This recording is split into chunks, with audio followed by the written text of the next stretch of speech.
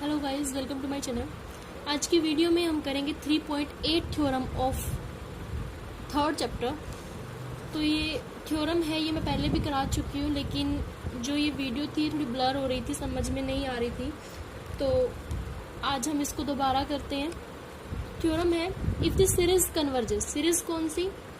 अगर आपके पास एक सीरीज है converges, then limit n tends to infinity an is equals to 0। अगर एक सीरीज कन्वर्ज करती है तो लिमिट लगाने पर हमारे पास उसकी वैल्यू आएगी 0। लेकिन क्या इसका कन्वर्स ट्रू है? Is the converse true? If not show by an example. अगर नहीं है तो प्रूव कीजिए। यानी अगर limit n tends to infinity an is equals to 0 आता है तो क्या वो सीरीज कन्वर्ज करेगी? अगर ये चीज नहीं है, ये है लेकिन ये नहीं होगा, इसको हमने प्रूव करना है एक एग्जाम्पल के थ्रू। तो स्टार्ट करते हैं। सबसे पहले हम ये प्रूव करेंगे कि हमारे पास एक सीरीज है जो कि कन्वर्ज करती है, और फिर हमारे पास वैल्यू लेके आएंगे कि limit n tends to infinity an is equals to 0। तो पहले तो हमारे पास एक सीरीज होनी चाहिए। तो सीरीज आपके पास क्या गिवन है? ये एक सीरीज है, गिवन है ये। अब मान लेते हैं Sn डिनोट करता है इस सीरीज की 1 to n टर्म्स के सम को, यानी कि a1 plus a2 plus a3 up to an। ठीक है, Sn डिनोट करता है इसके पार्शियल सम को। अब अगर Sn 1 to n टर्म्स के सम को डिनोट करता है तो Sn minus 1 a1 plus a2 plus a3 कहाँ तक होगा? ये an माइनस 1 तक। ठीक है, तो Sn ये है आपके पास, Sn माइनस 1 ये है। अब हमें लेके आना है limit n tends to infinity an is equals to 0। अब देखिए, अगर यहाँ पर जो Sn है आपके पास उसमें a1 से लेकर an तक टर्म है, यानी कि an से पहले वाली टर्म क्या होगी? an minus 1। अगर a1 से लेकर an माइनस 1 तक टर्म इसमें से कैंसिल हो जाती है तो आपके पास क्या बचता है? सिर्फ an। तो पहले तो हम an को लेके आते हैं। उसके लिए हम क्या करेंगे? Sn minus 1। ठीक है, तो Sn आपके पास ये सारी है, फिर Sn माइनस 1 ये है। तो a1 से लेकर लिखेंगे हम यहाँ पर a1 plus a2 plus a3, ये है आपके पास an माइनस 1 प्लस an, और माइनस करेंगे क्या? Sn माइनस 1, ये आपके पास आएगा। क्योंकि हमारे पास बीच में माइनस है तो ये सारी टर्म्स माइनस में होंगी, ये प्लस में है, प्लस माइनस कैंसिल हो जाएंगे सारी टर्म, और हमारे पास क्या बचेगा? Sn minus 1 is equals to an। ठीक है, अब हमारे पास an तो आ गया, लेकिन हमें क्या लेके आना है? अब लिमिट भी होनी चाहिए। Limit n tends to infinity n is equals to 0 आना चाहिए। अब सबसे पहले हमने माना था, यानी हमने प्रूव करने की अगर सीरीज कन्वर्ज करती है तो ये आएगी। अब मान लेते हैं ये हमने इसको सॉल्व किया थोड़ा, तो अब यहाँ पे हम मानते हैं कि हमारी सीरीज क्या करती है? कन्वर्ज करती है। मान लेते हैं हमारी ये सीरीज कन्वर्ज करती है और हमें प्रूव करना है कि limit n tends to infinity n is equals to क्या आएगा? 0। अब अगर ये सीरीज कन्वर्ज करती है तो वो किसी ना किसी एक नंबर को किसी को कन्वर्ज करेगी। कन्वर्ज करने का मतलब क्या होता है? कि किसी एक पर्टिकुलर नंबर की तरफ जाना। ठीक है, तो यानी ये सीरीज, इस सीरीज के पार्शियल सम को कौन डिनोट करता है? Sn। यानी कि जैसे जैसे हम इन्फिनिटी की तरफ बढ़ते जाएंगे हमारा लिमिट पॉइंट हमें मिलता चला जाएगा, डेट इज s। हमारी जो सीरीज है वो कन्वर्ज करेगी किसको? s को। As n approaches to infinity Sn approaches to s। ठीक है, तो इसको हम इस तरीके से लिख सकते हैं। अगर हमारे पास कोई सीरीज कन्वर्जेंट होती है तो हम इसको इस तरीके से लिख सकते हैं। अब क्योंकि Sn किसको कन्वर्ज कर रही है? s को, यानी कि an कन्वर्ज कर रही है s को, और an के पार्शियल सम कौन डिनोट करता है? Sn। और अगर Sn s को कन्वर्ज करती है तो Sn माइनस 1 भी किसको कन्वर्ज करेगी? s को, क्योंकि n माइनस 1 यानी कि उसी सीरीज के अंदर एक टर्म पहले, अगर एक सीरीज की a1 a2 a3 मान लो 5 टर्म है इसमें, अगर ये एक नंबर को कन्वर्ज करती है तो A4 भी उसी नंबर को कन्वर्ज करने का मतलब होता है किसी नंबर को अप्रोच करना, उसके इक्वल ना होना। ठीक है, अगर Sn S को कन्वर्ज करती है तो Sn-1 भी S को कन्वर्ज करेगी। That is limit n tends to infinity Sn-1 is equals to S। तो आपके पास ये आया। अब देखिए, ये हमारे पास इक्वेशन थी, इसको हम इक्वेशन नंबर 1 मान लेते हैं। फ्रॉम इक्वेशन 1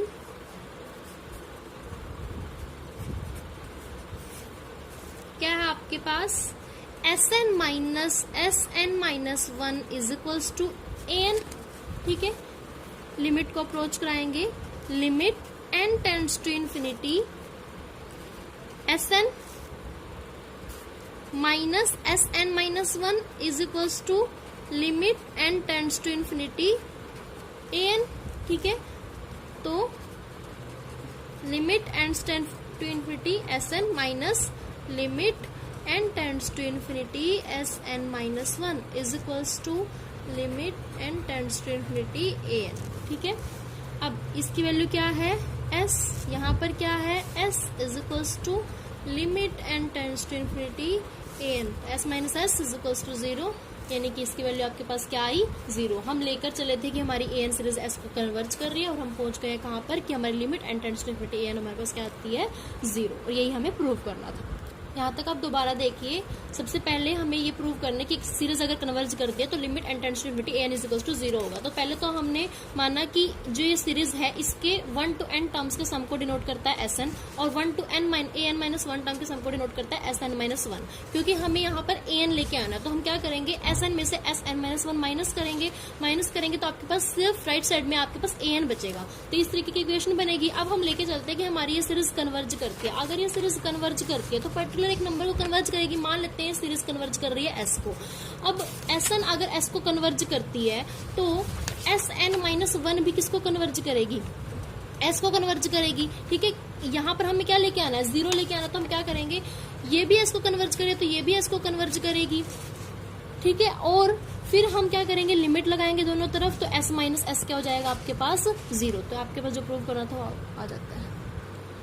अब जो इसका कन्वर्स है वो ट्रू नहीं होगा, यानी अगर limit n tends to infinity अगर आपके पास 0 आती है तो हमारी जो सीरीज है वो कन्वर्ज नहीं करेगी। ये हम एक एग्जांपल से प्रूव करते हैं। सबसे पहले तो हम एक सीरीज मानते हैं। सीरीज हमने ये ली, इसकी जनरल फॉर्म होगी 1/n। 1/n यानी 1 प्लस, क्योंकि सीरीज है, सीरीज होती है सीक्वेंस के टर्म्स का सम। तो सीक्वेंस के टर्म्स 1, फिर 1/2, फिर 1/3 सीरीज है तो उन सब का सम। तो ये आपके पास एक सीरीज हमने मानी।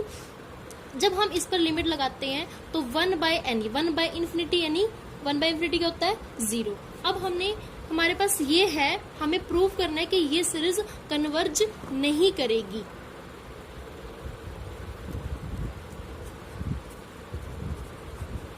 कन्वर्ज नहीं करेगी, ये हमें प्रूव करना है। मान लेते हैं सीरीज कन्वर्ज कर रही है। Suppose that summation n is equals to 1 to infinity an is convergent series। मान लेते हैं ये सीरीज हमारी क्या करती है, कन्वर्ज करती है। और इससे पहले एक थ्योरम है, Cauchy general principle of convergence के according epsilon greater than 0, for epsilon greater than 0 there exists a positive integer m such that Sn minus Sm mod of Sn minus Sm less than epsilon for all n greater than equal to m। ये हमारे पास क्या है, Cauchy general principle of convergence. इसके accordingly for epsilon greater than 0 there exist a positive integer m such that Sn minus Sm mod of Sn minus Sm less than epsilon for all n greater than equal to m। अब यहाँ पर कहा गया है Sn minus Sm, Sn यानी कि 1 to n terms, उसमें से हमने सब्ट्रैक्ट कर दी 1 to m टर्म्स। तो हमारे पास जो टर्म्स होंगी, टर्म्स का सम कहाँ स्टार्ट होगा, m+1 से, फिर m+2 आएगी। इस तरीके से हमारे पास टर्म्स आएंगी।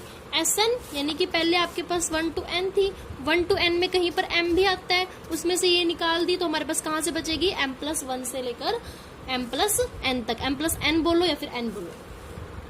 अभी आपके पास Cauchy general principle of convergence के अकॉर्डिंग है, तो S N minus S N यानी कि एम टर्म्स डिलीट होने के बाद आपके पास क्या बचता है, ए एम प्लस 1, फिर एम प्लस 2, फिर इस तरीके से लास्ट में एम में एम प्लस एन होगा। लास्ट में आप एम प्लस एन लिखो या फिर ए एन लिखो, जो भी आपका मन करे।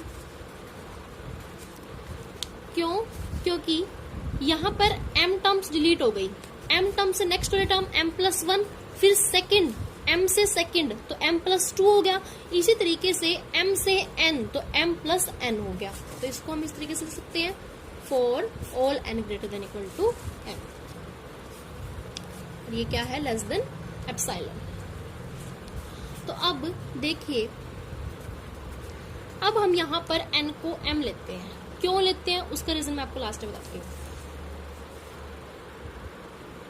यहाँ पर हमने क्या लिया, n को m, तो यहाँ पर आपके पास होगा a m plus 1 plus a m plus 2 a m plus m for all less than epsilon for all n greater than equal to m।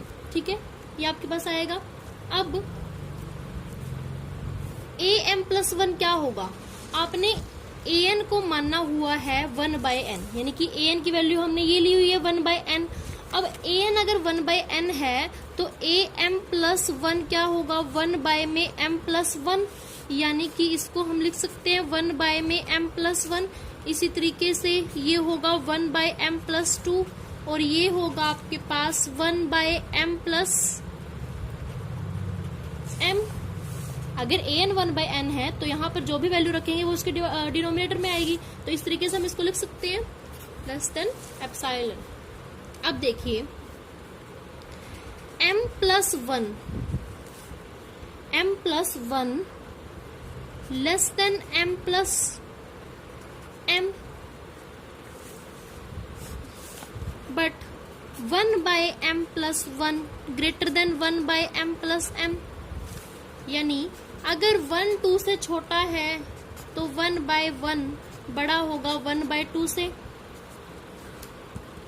2 अगर छोटा है 3 से तो 1 बाय 2 बड़ा होगा 1 बाय 3 से। ये बात आपको पता है ना कि अगर न्यूमरेटर में कोई चीज बड़ी हो तो डिनोमिनेटर जैसे ही उसका रेसिप्रोकल होता है वो क्या हो जाते हैं, चेंज हो जाती है, इनइक्वालिटी चेंज हो जाती है हमारे पास।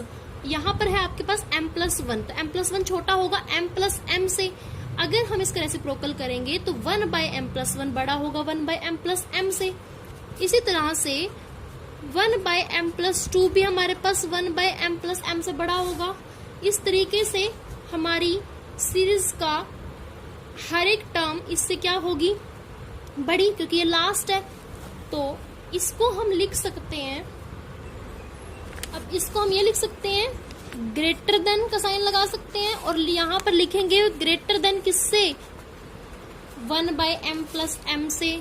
फिर से जो हमारे पास 1 बाय में m प्लस 2 है वो भी ग्रेटर है किससे, 1 बाय m प्लस m से। फिर 1 बाय m प्लस 3 भी हमारे ग्रेटर है किससे, 1 बाय m प्लस m से। इसी तरीके से हम सभी टर्म्स को, हमारी जो सारी टर्म है वो ग्रेटर होंगी किससे, 1 बाय m प्लस m से।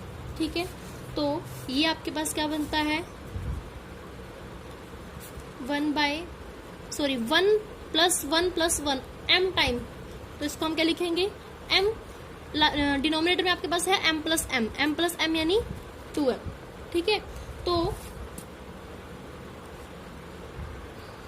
यहाँ पर इनइक्वालिटी थी, यहाँ पर मैंने इक्वल टू का साइन डाला क्योंकि मैंने इसको सोल्व किया है, यानी कि ये वैल्यू इसके इक्वल है।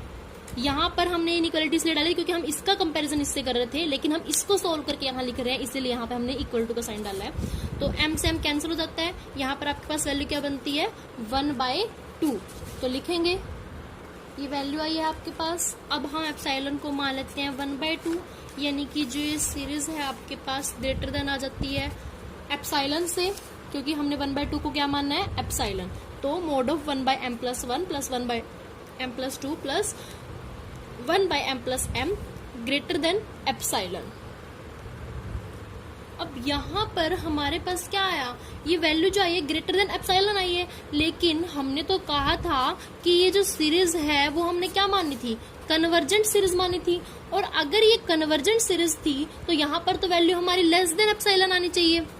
क्योंकि कन्वर्जेंस की डेफिनेशन तो यही होती है कि हमारे पास वैल्यू क्या आए, लेस देन एप्सिलॉन आए, यानी कि यहाँ पर तो हमारे पास ग्रेटर देन एप्सिलॉन आ गई। यानी जो हमने सपोज किया था कि ये सीरीज हमारी कन्वर्ज करती है, वो कन्वर्ज नहीं करेगी, ये सीरीज आपकी क्या करेगी, डाइवर्ज करेगी। अब बात आती है यहाँ पर हमने n को m के इक्वल क्यों लिया। तो देखिए पहले तो Cauchy general principle of convergence की डेफिनेशन के अकॉर्डिंगली हम यहाँ पर लिखते हैं mod of Sn minus Sm less than epsilon for all n greater than equal to m।